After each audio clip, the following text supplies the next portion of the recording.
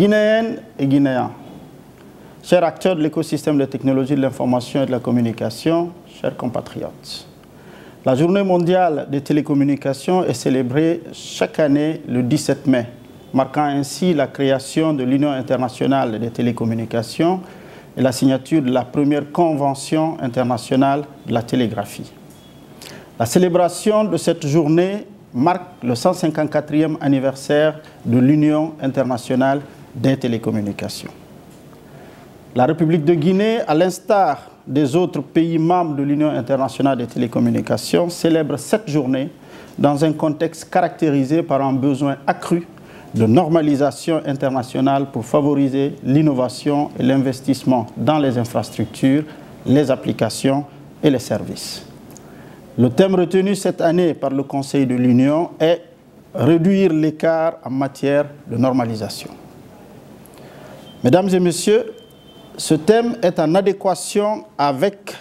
la politique du gouvernement guinéen en matière de réduction des écarts de normalisation à l'échelle internationale et surtout dans les pays en voie de développement pour mieux protéger nos concitoyens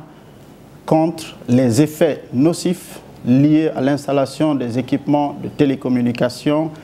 qui sont liés à la prolifération des rayonnements électromagnétiques et les conséquences qui s'y attachent. La normalisation est essentielle pour les technologies de l'information et de la communication qui embrassent les autres secteurs d'activité socio-économique. Elle permet aux équipements d'échanger des informations dans un cadre normatif,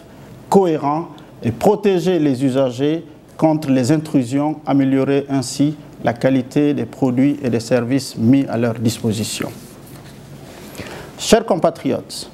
le gouvernement, dans sa politique de promotion d'un écosystème attractif, a mis en place un cadre légal et réglementaire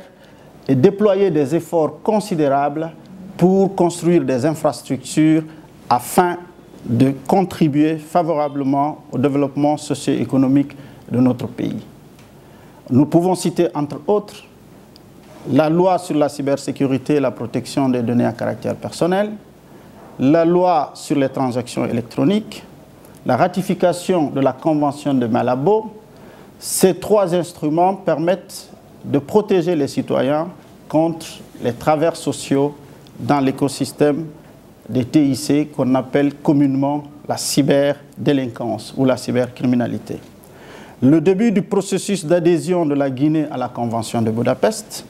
la construction de 2 points d'échange Internet pour favoriser les échanges des flux Internet entre les opérateurs locaux, la construction du backbone national sur une distance de près de 4500 km,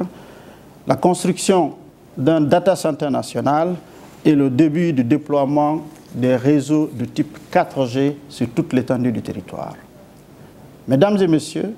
ces actions et chantiers en cours démontrent l'engagement du président de la République et de son gouvernement à faire de l'écosystème du numérique un catalyseur pour accélérer le développement socio-économique de notre pays. Je voudrais saisir cette opportunité pour réaffirmer notre engagement à continuer à contribuer dans les organisations internationales, dans les projets structurants à l'échelle régionale et continentale, afin de gagner le pari du réseau unique numérique africain et de la zone de libre-échange continentale.